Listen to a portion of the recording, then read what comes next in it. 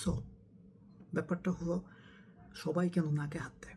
I mean আর কোনো কথা নাই, কিচ্ছু নাই, জাস্ট নাকের মধ্যে আঙ্গুলটা দিয়া বাসের মধ্যে খালি করতে থাকবে। রিক্সাতে উঠছে নাকের মধ্যে আঙ্গুল, বাসে উঠছে নাকের মধ্যে আঙ্গুল, রিক্সাতে উঠছে নাকের মধ্যে আঙ্গুল, বাসে উঠছে, ভ্যানে উঠছে, অটোতে উঠছে, রেগুনাতে উঠছে নাকের মধ্যে আঙ্গুল।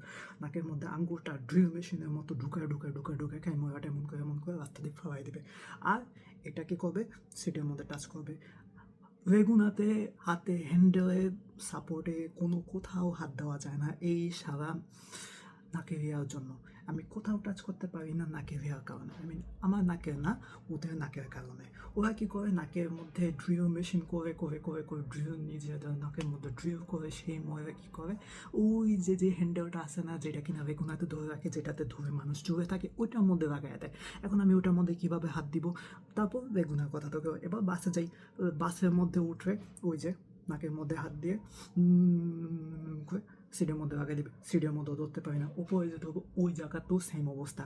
আরে বেটা তোরা সারাদিন খাবি নাকের মধ্যে ড্রিল করে ময়লা গুলাকে নেওয়া করছে, একটা ভদ্রতা বলতে কি কিছু নাই নাকি? বাসায় বা দিন শেষে নাকের সব ময়লা একটা কটন বাডস দিয়ে বা আঙ্গুল ড্রিল ইচ্ছা মতো করে ওইখানে পরিষ্কার করে আসবে। দিনের বেলা বা রাস্তার মধ্যে কী করা দরকার আমি বুঝি না।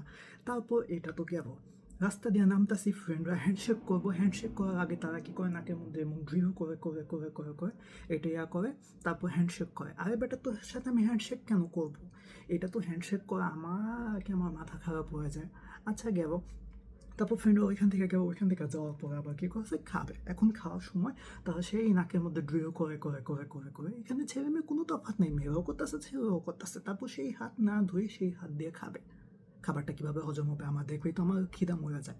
তারপর এটা গেল, তারপর আবার বাসায় আসি নাই এখন, তবে এখনও রাস্তায় আছি। রাস্তায় আসার পরে সেই অবস্থা, বাসের মধ্যে মানুষ নাকের মধ্যে ড্রিল করতেছে, বাসের থেকে নামার পর এমনকি রাস্তার মধ্যে যাইতেছে কোনো একটা জায়গায় করতে ড্রিল করতে যাইতেছে। বেগুনাতেও ড্রিল করতেছে, রিক্সাতে উঠলাম, যে রিক্সা চালাইতেছে সেও ড্রিল করে রিক্সা চালাইতেছে, আর ময়লা বিভিন্ন জায়গায় খালি মারতেছে।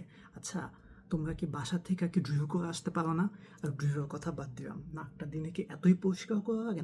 নাকের মধ্যে কি এতই চুলকানি হয়ে যায়? আমি বুঝি না, এত নাকের মধ্যে ড্রিল করে কীভাবে হবে? আই মিন দিনে একবার পরিষ্কার করে তো আমি দিনে একবার বাসায় আসার পরে রাতের বেলা কটন বাডস দিয়ে পরিষ্কার করি। আরে ভাই তোদের কটন বাডস না থাকলে আঙ্গুল দিয়ে কর, কিন্তু রাস্তার মধ্যে এমন করিস না। আই মিন একটা মানুষ কিভাবে সহ্য করতে পারে এসব?